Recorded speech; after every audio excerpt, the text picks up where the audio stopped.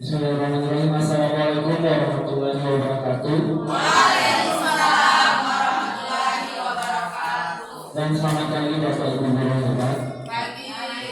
Alhamdulillah bersyukur kehadiran Yang Masa. Hari ini kita masih berkesempatan untuk tentunya menyaksikan atau hadir dalam kegiatan diseminasi oleh guru kita, guru CGT Angkatan 10, Ibu Kalimaya Makassar. Langsung saja saya berikan kesempatannya kepada Ibu Maya.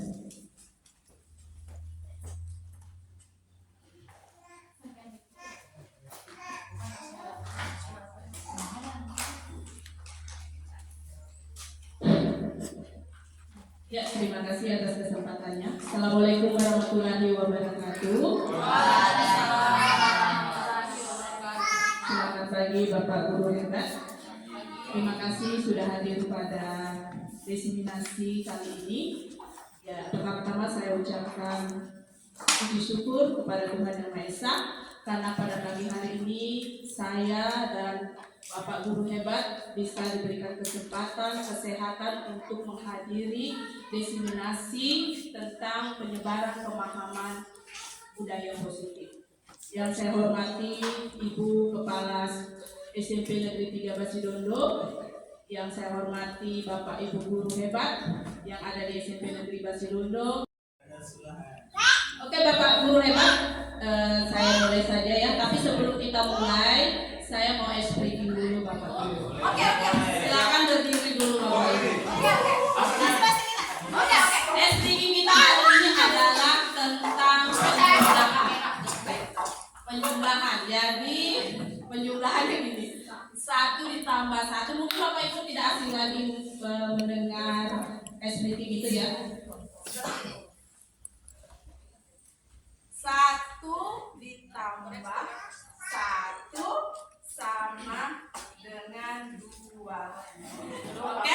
2 ditambah 2 sama dengan 4. 4 ditambah 4 sama dengan 8. 8 ditambah 8 dengan 6.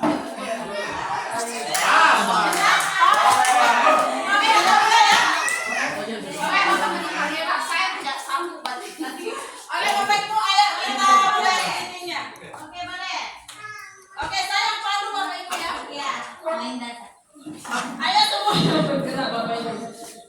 Mulai 1, 2, 3. 1 ditambah 1 sama dengan 2. 2 ditambah 2 sama dengan 4. 4 ditambah 4 sama dengan 8. 8 ditambah 8 sama dengan 16.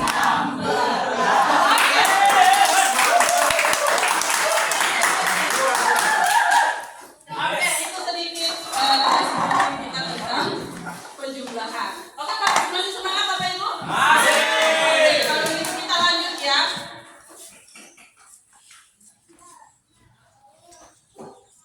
Oke, ini pengantar dulu Bapak Ibu. Ya, jadi saya antar dulu terkait dengan filosofi Ki Hajar lagi.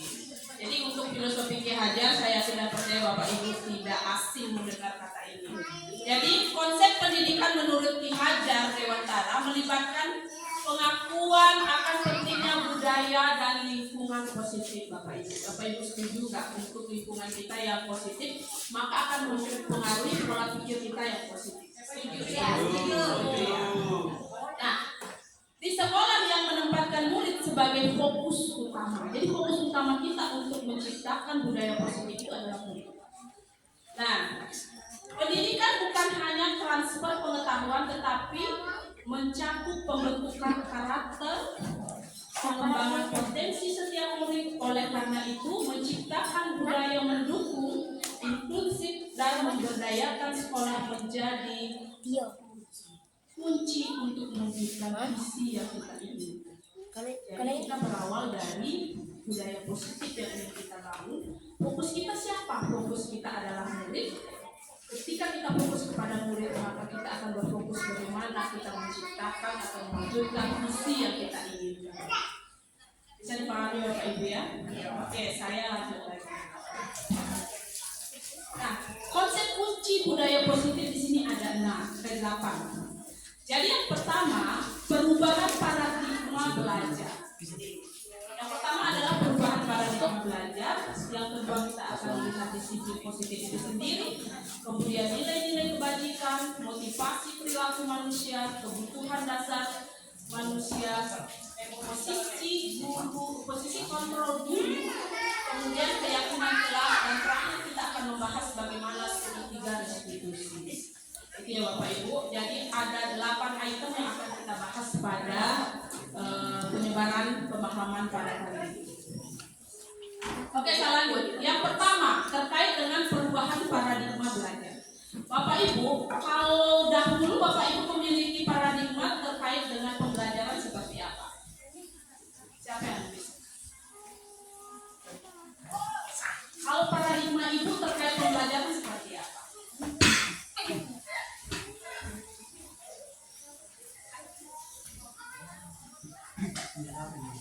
Kita fokus memberikan pembelajaran yang mana semua murid itu fokus kepada guru, bukan seperti itu ya? Atau biasa kita pernah nggak dengar kata istilah stimulus respon? Pernah? Ya, stimulus respon. Ketika guru memberikan stimulus, maka akan ada respon dari murid. Nah, itu paradigma yang biasa kita berpikir dahulu kan? Nah, sekarang mari kita lihat paradigma kita berpikir sekarang. Kita mengacu kepada nilai-nilai universal dalam Merdeka Belajar, yaitu profil pelajar Pancasila. Ada 6 dimensi Bapak Ibu. Jadi 6 dimensi ini apa saja? Beriman dan bertakwa kepada Tuhan Yang Maha Esa, berpendidikan global, bergotong royong, kreatif, bernalar kritis, serta mandiri.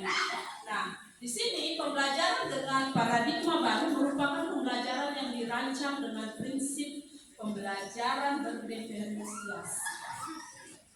Pernah dengar kata berdiferensiasi kan Bapak Ibu? Ya. Oke, saya yakin Bapak Ibu hebat di sini. Ini tidak asing lagi, tapi kita mau bedah.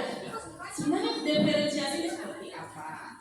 Tapi bukan sekarang. Sekarang saya akan menyebarkan pemahaman terkait paradigmanya. Nah, kemudian sehingga peserta didik belajar sesuai dengan kebutuhan berdasarkan tahap perkembangan sesuai dengan teori psikologi modern untuk mewujudkan profil belajar Pancasila. Intinya kita adalah ketika kita menjadi guru, kita mau memiliki tujuan. Intinya ini, bagaimana profil pelajar Pancasila ini kita wujudkan. Nilai-nilai universal dalam Merdeka Belajar, inilah yang kita mau wujudkan Bapak Ibu. Oke ya.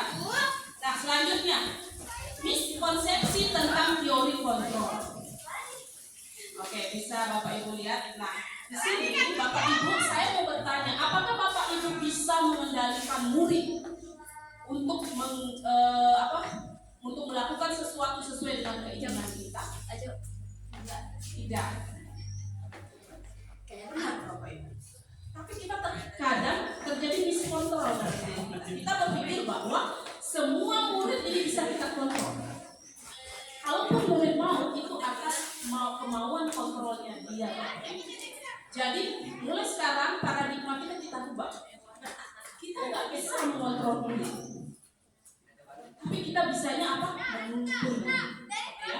Nah, sekarang kita lihat miskonsepsi tentang teori kontrol. Kita berpikir bahwa kita bisa mengontrol murid, dia mau seperti ini, seperti ini. Tapi pada kenyataannya apakah seperti itu? Belum tentu. Mari kita lihat. Nah, ilusi guru mengontrol murid. Kita berilusi bahwa guru bisa mengontrol murid. Kemudian ilusi bahwa semua penguatan positif efektif dan bermanfaat. Semua yang kita lakukan ini efektif. Tanpa kita konfirmasi mau nggak murid itu, senang nggak murid itu, sesuai nggak dengan kebutuhan murid itu. Seperti itu. Nah, kemudian ilusi bahwa kritik dan membuat rasa bersalah mampu menguatkan karakter. Contoh, anak-anak kita buat merasa bersalah karena kita memberikan tekanan. Padahal apakah itu bisa mengontrol murid? Tidak.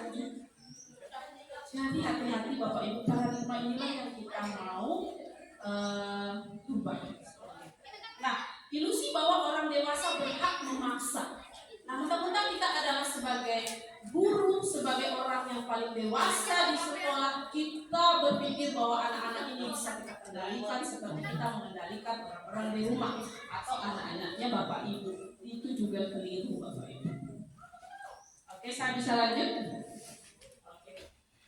Nah, ini tentang paradigma. Kita berubah paradigma kita tentang stimulus respon ke pendekatan teori kontrol. Nah, yang kita biasa lakukan itu adalah stimulus. Yang mana kita memberikan stimulus, kemudian responnya anak gimana? Ada responnya kadang marah, benci, memberontak. Karena kita masih menggunakan konsep paradigma lama yang terkait dengan stimulus respon. Ketika kita memberikan stimulus, maka respon anak, kamu harus mau. Anak-anak lakukan ini, harus mau anak-anak. Nah, itu disebut dengan teori stimulus respon. Kita ubah paradigma kita menjadi teori kontrol. Nah, bagaimana perbedaannya? Kita lihat. Kita ambil contoh. Kita melihat tentang dunia. Sama-sama kita melihat tentang dunia, tapi cara berpikir stimulus respon dengan cara berpikir teori kontrol. Nah, realita kebutuhan jadi kita sama, tetapi teori kontrol berpikir kita berbeda. Stimulus itu berpikir bahwa kita ini sama, padahal kenyataan kita ini beda. Benar atau enggak? Nah, saya ambil contoh. Ketika saya berdiri di sini Bapak Ibu, apa pandangan Bapak Ibu tentang saya? Apakah semua sama pandangan Bapak Ibu tentang saya? Belum tentu. Itulah yang dimaksud teori kontrol. Kita ini berbeda. Tidak semua sama. Jadi jangan pikir kita memberikan stimulus kepada anak-anak itu memberikan respon yang bagus. Keliru Bapak Ibu. Maka kita gunakan adalah teori kontrol. Nah, yang kedua kita ambil contoh. Semua orang melihat hal yang sama. Setiap orang memiliki gambaran yang sama. Itu lebih positif bahasa. Jadi kita memiliki pandangan, gambaran terhadap dunia yang berbeda. Seperti itu. Nah, kita mencoba mengubah orang agar berpandangan yang sama dengan kita. Kita berusaha memahami pandangan orang lain tentang dunia. Seperti itu. Itulah perbandingan stimulus dengan teori kontrol. Ini adalah paradigma lama yang kita gunakan Bapak Ibu. Jadi kita bermigrasi menggunakan teori kontrol. Mari kita ubah menggunakan teori kontrol. Paham ya? Oke. Ada pertanyaan sampai di sini? Saya lanjut kalau tidak. Oke, saya lanjut. Nah, kita selesaikan dulu terkait dengan paradigma tadi. Sekarang kita masuk bagaimana disiplin positif. Nah, disiplin positif langsung saja sama Bapak Ibu. Disiplin positif ini merupakan salah satu cara yang menerapkan disiplin yang bertujuan untuk menumbuhkan kesadaran serta pemberdayaan murid tanpa imbalan atau penghargaan atau lagi reward. Nah, ancaman dan hukuman. Nah, jadi di sini saya garis bawahi bahwa untuk menumbuhkan kesadaran serta memberdayakan murid tanpa imbalan, tanpa ancaman, tanpa hukuman. Mari kita ubah paradigma kita yang melakukan kejadian. Nah, selanjutnya, sebagai guru tujuan kita adalah menciptakan murid yang memiliki disiplin diri sehingga mereka bisa berperilaku mengacu pada nilai-nilai kebajikan universal dan memiliki motivasi intrinsik. Motivasi di dalam dirinya, bukan motivasi karena di luar dari diri. Nah, dalam perubahan perilaku arah yang berubah. Jadi, untuk disiplin positif ini Bapak Ibu, bagaimana kita menciptakan anak-anak ini mau berubah karena dalam dirinya, bukan karena di luar dari dirinya. Juga bukan berubah karena mendapatkan penghargaan, mendapatkan ancaman, mendapatkan hukuman. Mari kita ubah paradigma seperti itu. Oke, saya lanjut. Nah, kebutuhan dasar manusia. Tadi disiplin positif ada yang mau ditanyakan? Tidak ada? Tidak ada ya? Saya lanjut. Oke, saya lanjut. Kebutuhan dasar manusia. Nah, kebutuhan dasar manusia ini segala sesuatu yang kita lakukan untuk mendapatkan apa yang kita inginkan. Seluruh tindakan yang kita lakukan memiliki tujuan tertentu. Semua usaha terbaik yang kita lakukan agar kebutuhan kita terpenuhi dengan baik. Ini kebutuhan dasar. Apa saja kebutuhan dasar yang kita miliki? Nah, ada 5 kebutuhan dasar manusia. Oke, 5 kebutuhan dasar manusia kita apa saja? Bertahan hidup, ya, kasih sayang, kebebasan, kesenangan, dan penguasaan. Kalau kita bisa memenuhi 5 kebutuhan ini di dalam diri kita, atau saya hanya terpenuhi bertahan hidup, kasih sayang saya tidak ada, bertahan hidup, makan nasi, tidur, selesai. Tapi saya tidak memiliki kasih sayang, saya tidak memiliki kebebasan, saya tidak memiliki kesenangan. Apa yang terjadi jika manusia seperti itu? Maka terjadi adalah ketidakseimbangan dalam diri. Maka yang terjadi sering uring-uringan, stres, sering marah-marah. Itu hati-hati, cek pada diri Anda, apakah kita sudah terpenuhi kebutuhan kita? Belum ya? Kita marah. Makanya jangan kita tidak terpenuhi kebutuhan kita sebagai guru dan kita masuk ke dalam kelas, maka kita mengajarkan kepada murid, maka yang terjadi murid sudah tidak nyaman. Maka kita selesaikan dulu diri kita, baru kita menyelesaikan diri. Ya. Nah, mari kita bahas satu-satu. Bertahan hidup. Nah, bertahan hidup ini ya yang dasar. Makan, pakaian, tempat tinggal, keamanan, dan kesehatan. Kalau makanan, saya yakin di sini guru-guru sudah sehat semua kalau masalah makanan, ya kan? Pakaian, apalagi pakaian. Hampir setiap momen kita membeli pakaian. Tempat tinggal, dan semua di sini sudah memiliki tempat tinggal, walaupun mungkin ada yang kontrak, berkos, dan lain sebagainya. Kita kan tempat tinggal, kan? Keamanan, apakah kita memiliki keamanan? Ya, buktinya kita baik-baik saja sampai sekarang ya. Kemudian kesehatan, ya syukur kita sampai sekarang. Sejauh ini masih ada di sini, kita masih sehat. Ini kebutuhan bertahan hidup. Oke, kita lihat kasih sayang dan rasa diterima. Nah, untuk kasih sayang, apa saja kebutuhan dalam kasih sayang ini? 1, rasa diterima, dipedulikan, kerjasama, berbagi, menjadi bagian dalam kelompok. Apakah ini sudah ada di dalam diri kita? Apakah kita sudah diterima di lingkungan kita? Sudah, saya belum diterima. Cek, apakah kamu yang bermasalah atau orang itu yang bermasalah? Atau dua-duanya yang bermasalah? Itu parah. Nah, kalau kita yang bermasalah, tidak saja kita merubah. Tapi kalau orang lain yang bermasalah, bagaimana? Dikomunikasikan Bapak Ibu itu ya. Nah, kepedulian ini Bapak Ibu, jangan kita cuek terhadap sesuatu. Sekecil apapun kita harus peduli. Kalau kita peduli, lingkungan pun akan peduli kepada kita. Jadi kepedulian ini penting. Nah, ketika kita peduli juga, kita akan peduli juga kepada anak-anak kita. Dan sekecil apapun yang ada pada anak kita perhatikan. Itu adalah bentuk kepedulian. Nah, kerjasama. Kalau ini kita sudah lakukan, kita selalu berkolaborasi. Apapun yang kita lakukan di sekolah, kita selalu berkolaborasi. Dan kepada murid pun kita selalu berkolaborasi. Berbagi, Bapak Ibu, berbagi, entah berbagi materi, media, berbagi pengalaman, berbagi yang lainnya, tidak akan membuat kita rugi ketika kita berbagi. Nah, menjadi bagian dalam kelompok. Kita juga kalau peduli kepada orang lain, pasti kita akan menjadi bagian dalam kelompok. Kadang kita kenapa sih saya tidak dipanggil? Ya karena apa? Karena aku tidak memiliki kepedulian sama orang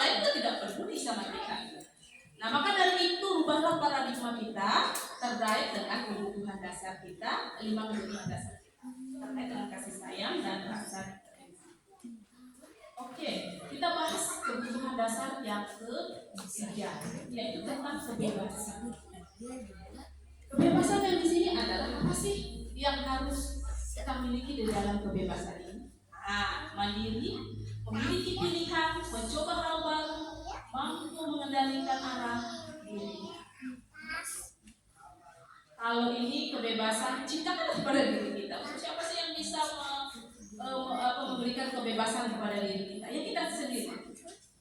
Jadi jangan membuat kekang kepada diri kita sendiri. Oke Bapak Ibu, saya lanjut ya.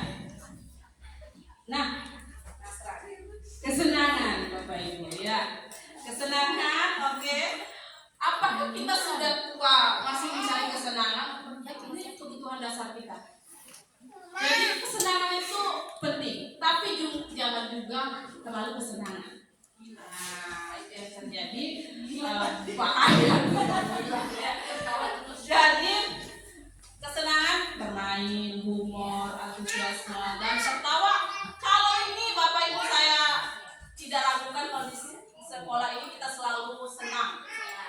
Kita biasa bermain bersama, ya walaupun bukan bersama bermain rumah-rumahan, kan ya kita bermain yang terkait dengan pembelajaran, kan. Humor kita, apalagi humor kita hampir setiap hari kita humor, mungkin ya antusiasme dan sering tertawa juga kita, tapi juga tertawa terus Bapak Ibu, itu bahaya juga. Nah, penguasaan.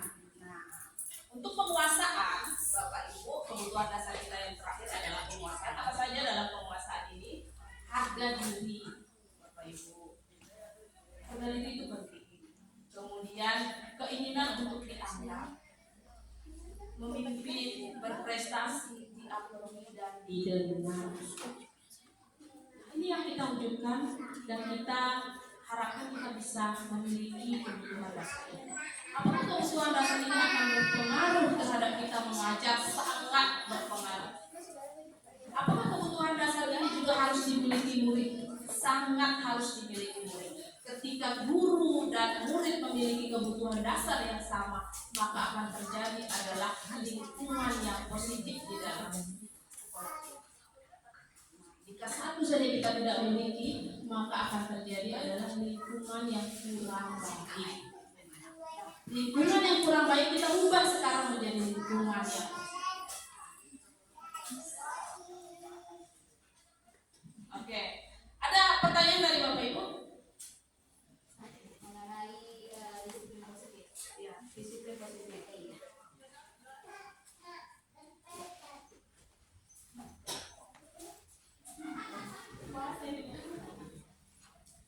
Oke, Assalamualaikum warahmatullahi wabarakatuh. Waalaikumsalam.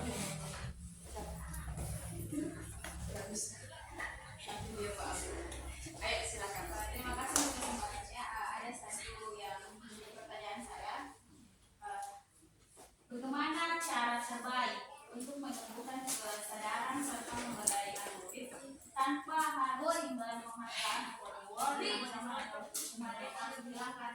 Sedangkan sebelumnya kalau dilihat dari ketika ada diberikan sesuatu berupa imbalan, yang lain akan termotivasi. Oh, saya juga harus saya tidak dapat seperti ini. Atau ketika mereka diancam atau diberi hukuman, mereka jadi sikapnya harus mereka kerjakan karena takutnya akan mendapat hukuman. Jadi bagaimana cara terbaik supaya kesadaran itu tumbuh sendiri tanpa harus adanya marah atau memperjuangkan? Oke, terima kasih. Ibu Yunita sudah mulai ke arah teori kontrol. Karena dia penasaran, kenapa sih Bu? Karena dulu ketika kita menerapkan seperti ini aman-aman saja dan malah disiplin, kan seperti itu ya. Tetapi sekarang ini teori mau dirubah. Apakah akan efektif ketika kita merubah teori ini? Oke, kalau pertanyaan Bu Yunita sebentar akan dijawab seiring dengan materi selanjutnya ya. Nah, kita akan mengarah ke sana itu. Tapi bagus sekali, Bu Yunita sudah bermigrasi dari paradigma stimulus respon ke paradigma teori. Oke, bagus. Oke, saya lanjut. Sebentar ya dijawab ya. Oke, yang selanjutnya adalah motivasi perilaku manusia. Bagaimana motivasi perilaku manusia? Ini motivasi perilaku manusia ada dua Bapak Ibu, motivasi secara ekstrinsik atau motivasi secara intrinsik. Kira-kira Bapak Ibu, kita mau butuhkan motivasi yang mana yang mau kita turunkan kepada kita? Apakah ekstrinsik atau motivasi intrinsik? Ini motivasi intrinsik ini yang akan juga menjawab pertanyaan Ibu ini. Oke, kita lihat. Kita baca dulu, kita lihat dulu motivasi ekstrinsik. Nah, motivasi ekstrinsik menghindari ketidaknyamanan atau hukuman. Anak-anak kadang mau melakukan karena menghindari ini. Saya tidak nyaman, berteriak terus daripada saling teriak terus, ya udahlah saya mengalah saja. Atau saya mau saja melakukan tugas yang diberikan ibu guru daripada saya hukum, ya kan? Atau saya mau melakukan itu karena saya mau mendapatkan imbalan atau penghargaan dari orang lain, sehingga saya mau melakukan itu. Tapi tiba-tiba sesuatu itu kalau tidak ada penghargaan lagi atau imbalan, apakah anak itu mau melakukan? Tentu. Maka itulah yang disebut dengan motivasi ekstrinsik. Bukan motivasi dalam diri, tapi karena ada sesuatu yang menyebabkan dia mau melakukan. Nah, yang mau kita wujudkan kepada murid adalah motivasi intrinsik. Apa saja motivasi intrinsik? Adalah menghargai diri sendiri dengan nilai-nilai yang mereka percaya. Apa maksudnya? Saya mau melakukan itu karena ini adalah tugas saya. Saya mau melakukan itu karena ini adalah kewajiban saya. Itu yang mau kita lakukan sebagai murid. Dia memiliki pandangan sendiri tentang tanggung jawab yang dimiliki. Oke, saya lanjut lagi. Nah, ini ada perbedaan 3 Bapak Ibu terkait dengan hukuman, konsekuensi, dan restitusi. Ini kita sudah akan mengarah pertanyaan dari Ibu Yunita dan sedikit demi sedikit kita akan buka jawabannya dulu ya. Oke, yang pertama Bapak Ibu, dari ketiga ini memiliki perbedaan Bapak Ibu. Jadi perbedaannya apa? Mari kita lihat untuk hukuman. Hukuman di sini tidak terencana atau tiba-tiba. Itu hukuman. Ketika kita menyuruh anak-anak, kerjakan itu, kalau tidak, awas. Itu tiba-tiba. Itu kategori hukuman. Yang kedua, murid tidak tahu apa yang terjadi, murid tidak dilibatkan. Main tunjuk saja, murid tidak paham apa yang terjadi ini kok tiba-tiba saya sudah salah. Nah, itu juga hukuman Bapak Ibu, hanya satu arah. Kemudian yang selanjutnya bersifat satu arah. Kemudian berupa hukuman fisik atau psikis. Hati-hati kita umpamanya tempeleng, menendang, apalagi memukul. Nah, itu termasuk hukuman. Nah, apa konsekuensi kalau seperti itu? Nah, konsekuensi adalah ini lebih terencana atau disepakati sesuai dengan peraturan. Kemudian yang kedua, murid tetap dibuat tidak nyaman, walaupun konsekuensi ini sudah ada disepakati. Nah, yang ketiga, sikap guru selalu menonton murid, selalu itu terus, yang menyebabkan murid juga bosan. Kalau tidak saya lakukan juga saya akhirnya dihukum, tidak nyaman dan lain sebagainya. Nah, ini konsekuensi.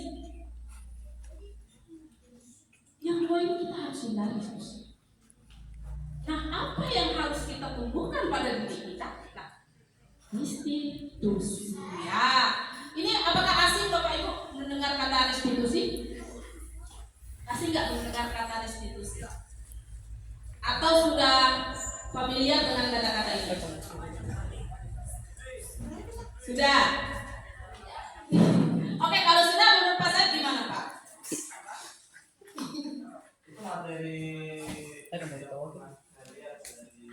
Oh, yang pernah dilihat materi. Tapi apakah sudah? Oh iya.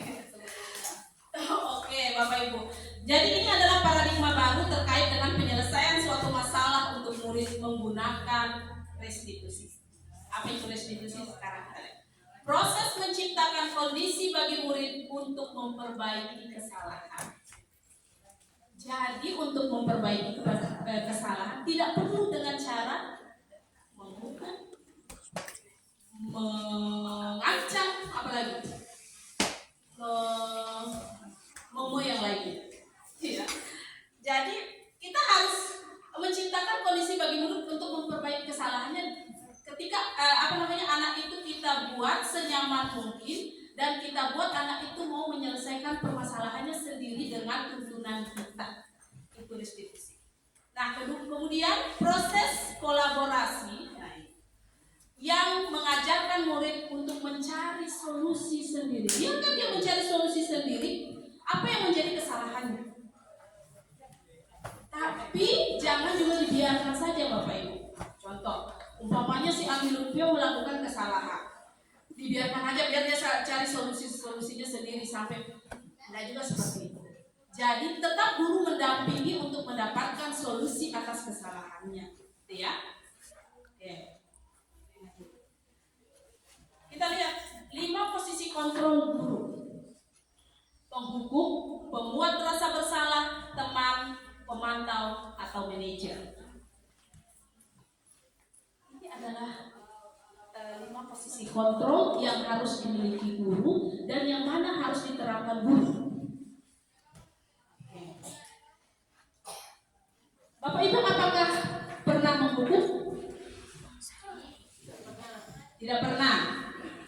Oke, bagus sekali. Berarti Bapak Ibu ini sudah masuk ke paradigma yang baru.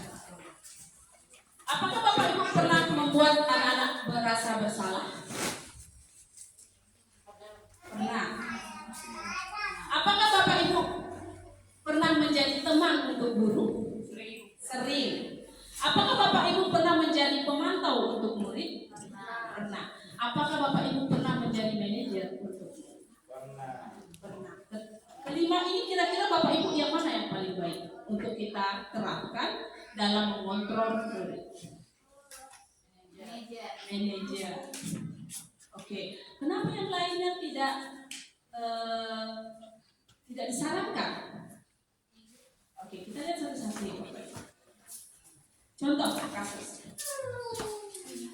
Kasusnya adalah siswa tidak mengerjakan PR. Nah, kita ambil contoh kasus ketika siswa tidak mengerjakan PR. Dijemput sambil menyelesaikan tugas. Itu menghukum Bapak Ibu. Berarti kalau seperti itu, apa respon anak-anak ketika kita berikan seperti itu? Marah, jengkel, kesel. Apakah itu yang kita inginkan Bapak Ibu? Tidak. Apa yang kita inginkan ketika itu? Kita inginkan anak-anak ini bagaimana PR-nya selesaikan. Tapi ketika ibu melakukan ini, apakah PR selesai? Belum tentu selesai. Kemudian anak-anak ini tambah lagi jengkel, marah, kesel, dan songkol. Luar biasa kalau seperti itu. Nah, kemudian pembuat merasa bersalah. Nah, pembuat merasa bersalah seperti apa? Kata-katanya seperti ini. Berapa kali harus Bapak Ibu harus beritahu kamu selalu saja mengecewakan Bapak. Itu kepikiran loh anak-anak Ibu, Bapak, ya kan? Bagaimana jika dia pulang, dia merenung sama Bapak Ibu tadi kecewa sekali sama saya, tidak fokus di jalan dan akhirnya kita tidak mengharapkan itu Bapak Ibu ya. Jadi jangan pernah membuat anak-anak untuk membuat merasa bersalah. Kita mulai hilangkan. Selanjutnya, teman. Oke, teman. Ayo dong selesaikan tugas kamu. Tolong bantu Bapak Ibu ya, sekali ini saja. Ya sudah, tidak apa-apa, lain kali jangan berbuat seperti itu lagi ya. Itu adalah teman. Kira-kira untuk guru sebagai menjadi teman ini baik atau tidak? Baik. Betul, tergantung pada situasi. Bapak Ibu tidak harus kita terus-terus menjadi teman untuk murid. Dan tidak harus kita juga tidak menjadi teman untuk murid. Kita melihat situasi dan kondisi di mana kita ditempatkan menjadi teman dan di mana kita ditempatkan menjadi guru.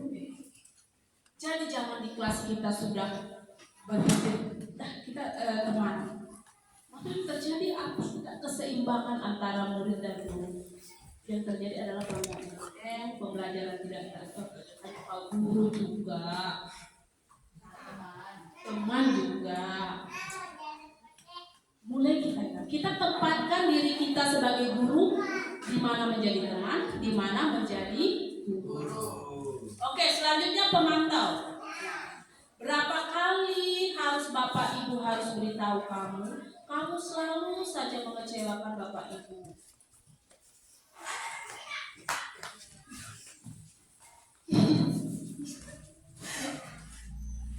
Itu ya. Oke, Bapak Ibu, maksud saya adalah pemantau itu kita sering memantau anak-anak. Kayaknya Ani Lutfia ini tidak mengerjakan tugas saya, dia saja awas ya nak. Jadi ada sikap awas rumah. Iya, jadi dia memantau-mantau aja.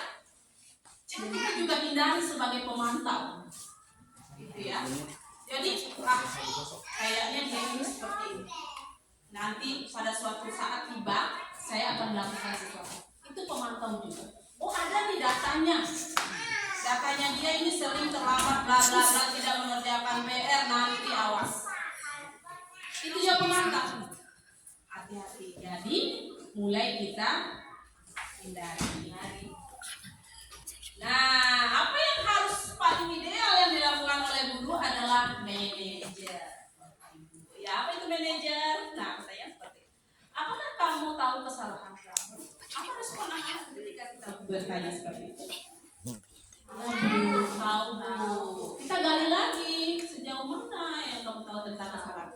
Dia yang akan mengeluarkan sendiri apa yang menjadi kesalahan. Nah, kira-kira bagaimana kamu memperbaiki kesalahan? Terakhir ada yang kita tanyakan adalah solusinya. Siapa yang memberikan solusi? Dia. Jadi bukan kita yang memaksa untuk dia berubah, tetapi dia sendiri yang memaksa dirinya untuk berubah. Karena kenapa? Ada pertanyaan pemantik sebelumnya.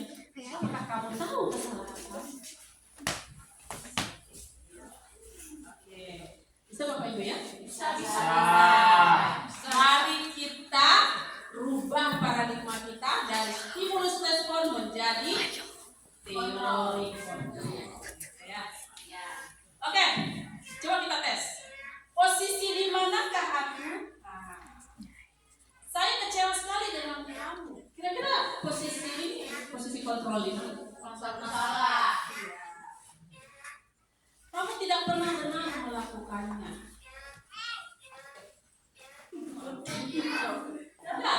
Kamu tidak pernah. Iya. Ini siapa? Saya kecewa sekali dengan kamu merasa bersalah. Kamu tidak pernah benar melakukannya. Apa rencana kamu untuk menyelesaikan masalah ini?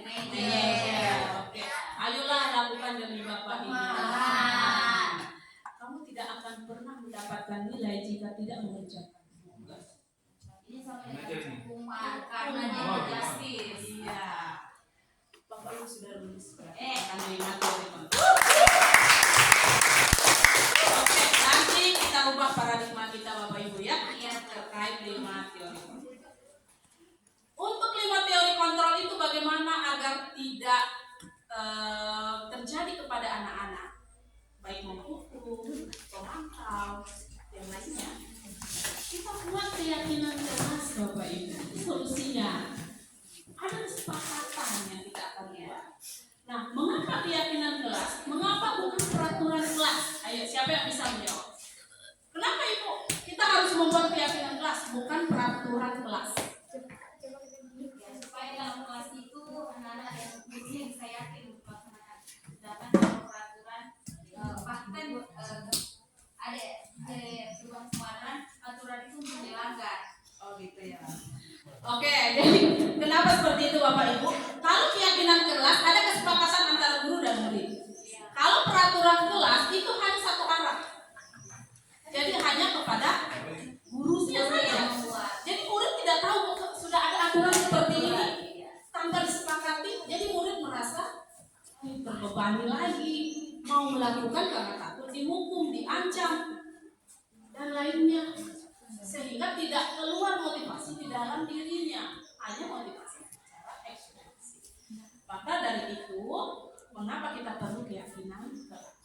sebelum itu bagaimana cara membuat keyakinan kelas ya? Nah, ini panduan praktik keyakinan kelas Bapak Ibu. Cara membuatnya adalah yang pertama, peraturan yang perlu disepakati di dalam kelas. Buatlah suatu peraturan yang mana peraturan itu dibuat dulu sama anak-anak. Bisa kita buat dalam stiker atau dalam segala macam. Atau anak-anak juga bisa menyebutkan, Bu, saya mau peraturan di kelas ini seperti ini, seperti dicatat dulu. Nah, kemudian setelah dicatat, baru kita ubah. Yang tadinya anak-anak ini ada kalimat yang negatif, kita ubah menjadi kalimat positif. Supaya enak kita dengar. Nah, setelah kita ubah kalimat positif, kita buatkan tabel T dan tabel Y. Oke, nanti akan saya tunjukkan bagaimana cara membuat. Kemudian yang keempat adalah dari tabel T dan tabel Y kita menjadikan nilai-nilai kebajikan. Kita simpulkan. Setelah itu baru kita tarik menjadi keyakinan kelas.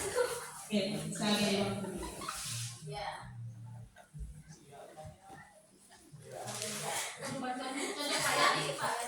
Untuk semester baru kan. Sangat menginspirasi.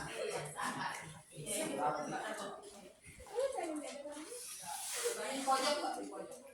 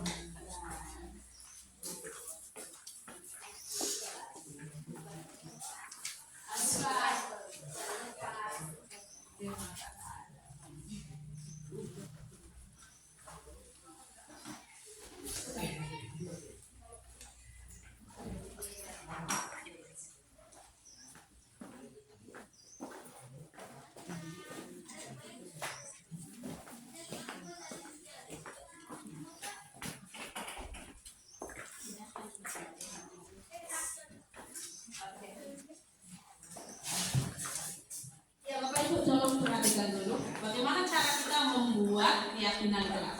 Jadi prosesnya Bapak Ibu cukup panjang. Jadi kalau saran saya ketika membuat keyakinan kelas, usahakan buat sebelum memulai pembelajaran atau jauh-jauh hari buat dulu. Atau minggu ini kita masih dalam suasana tenang, anak-anak masih membersihkan lingkungan, itu kita bisa buat keyakinan kelas terlebih dahulu karena ini memakan waktu lama. Jangan diambil ketika saat belajar. Jadi itu akan memakan waktu Bapak Ibu dalam proses mengajar. Oke, yang pertama Bapak Ibu, apa yang harus dilakukan murid? Yang pertama adalah sama-sama buat peraturan dulu. Jadi peraturan yang dibuat ini Bapak Ibu. Jadi anak-anak Bapak Ibu suruh untuk menuliskan peraturan yang dia inginkan di kelas. Bapak Ibu catat semua. Kalau ada 20 Bapak Ibu catat. Contoh, anak-anak umpamanya si A, Bu, saya tidak mau buang sampah sembarangan, atau saya mau anak-anak di kelas ini tidak mau buang sampah sembarangan. Atau yang kedua, Bu, saya mau di kelas ini dilarang berkelahi, karena teman-teman saya suka berkelahi. Atau Bu, saya mau semua tersenyum, Bu. Antri dan selalu menunggu giliran, jangan terlambat, tidak mengejek, dilarang melakukan kekerasan. Itu adalah semua peraturan yang dituliskan murid. Kita sebagai guru apa? Kita tampung semua peraturan yang diinginkan murid. Itu tahap satu. Tahap kedua adalah kita rubah ke dalam kalimat positif jika ada peraturan yang dibuat murid itu berkalimat negatif. Contoh, tidak membuang sampah sembarangan. Kita rubah ke kalimat positif. Buang sampah pada tempat. dilarang berkelahi. Kita rubah saling menyayangi. Selalu tersenyum. Oh, ini masih tetap ya, selalu tersenyum ini positif. Kemudian antri dan selalu menunggu giliran, budaya Padang. Ya. Tidak mengejek dan lain sebagainya Bapak Ibu. Kata-kata negatif seperti itu kita rubah ke dalam kalimat positif. Kita bantu untuk menjadikan kalimat positif. Kemudian setelah itu adalah apa nilai kebajikan dalam aturan itu yang menjadi kalimat positif. Contoh, membuang sampah kepada tempatnya. Nilai apa yang terkandung di dalamnya? Kemudian saling menyayangi, nilai apa? Pasti ya, saling menyayangi, budaya antri, saya satu. Pokoknya nilai-nilai yang kalian sepakati di sini itu nilai apa sebenarnya yang terkandung? Jangan kita membuat tetapi tidak ada nilainya. Nah, itu harus kita bilang, kita singkirkan kalau peraturan itu tidak ada nilai. Nah, anak-anak biasa membuat-buat saja, ya kan? Kita yang harus sebagai guru menuntut ya. Nah, setelah ini apa yang dilakukan? Kita buat tabel T dan tabel Y. Apa itu tabel T? Nah, kita ambil dulu salah satu. Jika ini sudah kita sepakati nilai-nilai kebajikannya, apa menjaga kebersihan? Ini kita buatkan tabel T. Tampak seperti, tidak tampak seperti apa? Nah, contoh, ketika kita menjaga kebersihan, tampaknya seperti apa? Membuang sampah pada tempatnya. Anak-anak kita lihat adalah dengan cara membuang sampah membuang sampah pada tempatnya. Ini yang kita tampak kita lihat kan? Jika kita menggunakan menjaga kebersihan. Apa yang kita tidak lihat? Buang sampah sembarangan. Itu yang terjadi kepada anak-anak yang kita tidak lihat. Yang kedua, kita lihat yang disiplin. Apa yang tampak? Datang tepat waktu. Karena itu tampak yang kita lihat adalah anak itu datang tepat waktu. Kemudian yang tidak terlihat adalah tampak. Bolos dan lain sebagainya. Dan begitu pun yang lainnya Bapak Ibu ya.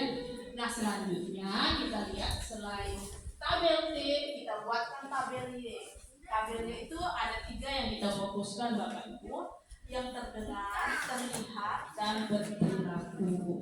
Jadi kita mau lihat perilaku yang seperti apa. Nah, kita lihat terdengar, boleh saya pinjam. Terlihat, bekerja sama. Berperilaku,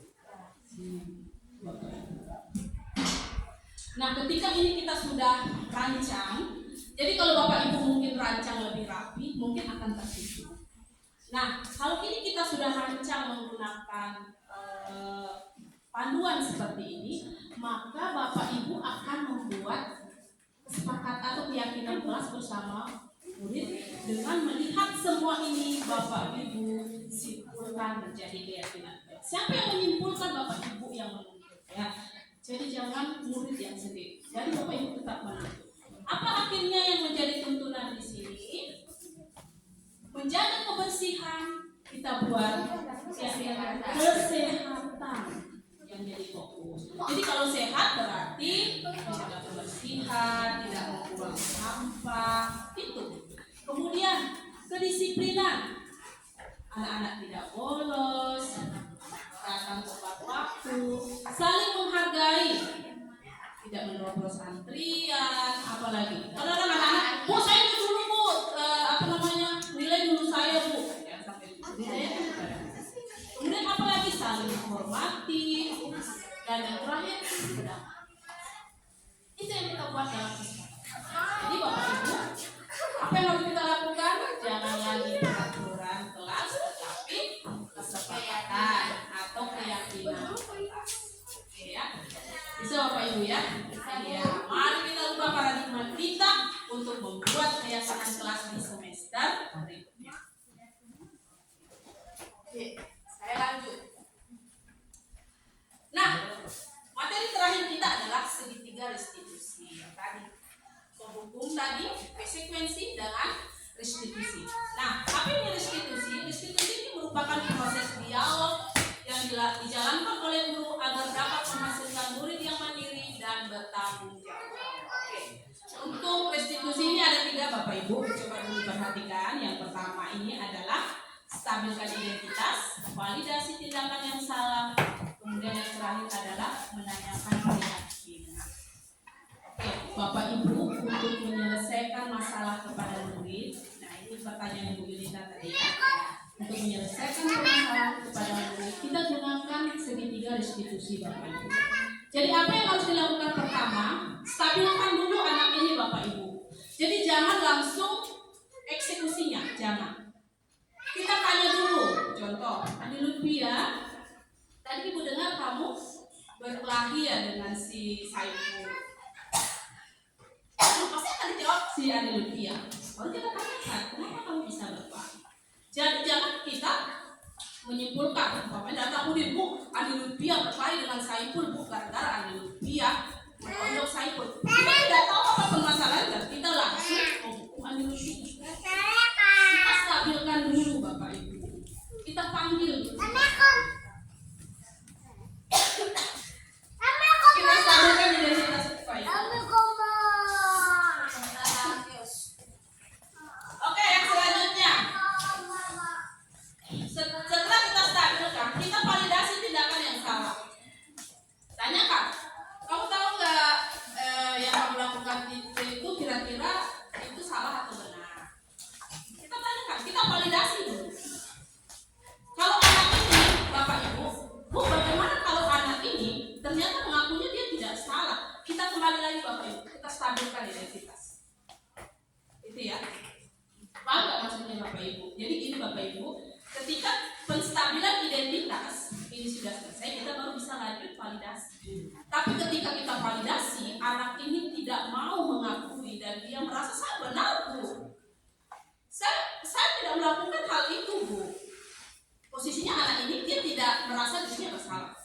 Maka apa yang harus dilakukan Bapak Ibu? Apakah harus langsung ke posisi ketiga? Tidak Bapak Ibu. Bapak Ibu kembali lagi stabilkan identitas.